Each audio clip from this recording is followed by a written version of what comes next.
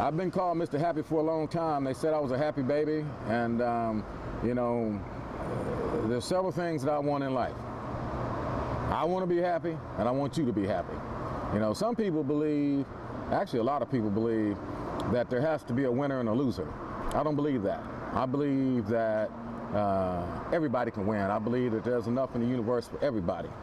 And I don't believe that you have to lose more for me to win more. So, you know, I'm about giving it all and watching my blessings come back. My father was like the best cook that I've ever known. Whenever there was a family picnic or reunion or barbecue, a holiday, he always did the cooking, and everybody always came to his house.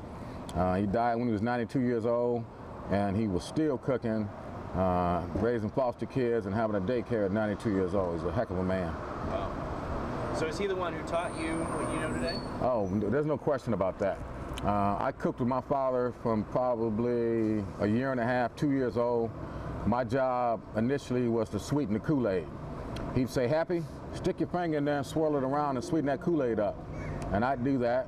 And then when I turned my back, he'd put some sugar in there, but I didn't find that out till years later. I thought I had magic fingers. But yeah, I love cooking with him,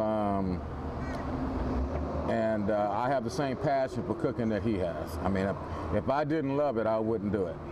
We're primarily a exotic coffee and exotic tea operation. I import green coffee beans from around the world. I'm a certified custom roaster, so I roast my beans here daily. We import some of the finest loose leaf teas from Germany. There's a company over there called Flora Farm. Flora meaning smell, and farm, pharmaceutical. They're the largest manufacturer of pharmaceutical grade tea in the world. They make tea in laboratories that only doctors can buy. And they blend 45 teas for me, and I have 45 teas by the cup from around the world. We have some of the finest teas on the planet. But the food came about because when we opened up the shop in January, I noticed that everybody does biscuits and gravy, and I have nothing against biscuits and gravy, but didn't want to be like everybody else. So I said, well, the favorite thing that my daddy used to make for me was his Alabama chicken and dumplings. So I'm like, okay, we'll put that on them. So I go out and buy organic, free-range chickens, obviously. We got to have the best. Customer may not know the difference, but I will. And I came out with the chicken and dumplings, and it was a hit. So everybody was like, well, what else you got? So it went from that to, well, you know, I make a pretty mean clam chowder. We get fresh clams, I smoke my clams, I smoke my potatoes, and then I make probably the best clam chowder. Most people say it's the best they ever had. Smoked clam chowder with heavy cream. It's rich and thick. You can stick a fork in it and it stands straight all day long. I do not believe in potato soup with some clams in it. I believe in clam soup with some potatoes in it. We load it up with clams. It's very expensive for me to make. But again, I want people to really experience what we're doing here. After that, they were like, keep going, Happy, don't stop now. So we came out with the pulled pork.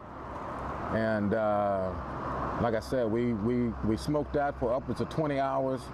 I do my own rub. You know, we got handmade barbecue sauce. And that took off like, I won't even say. But they ride bicycles from Eugene to Springfield to get that pulled pork sandwich.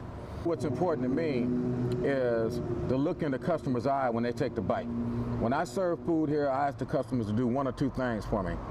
Either take a bite in front of me, because I'll know as soon as you take that bite. When them eyes roll back, I'm like, okay, we good.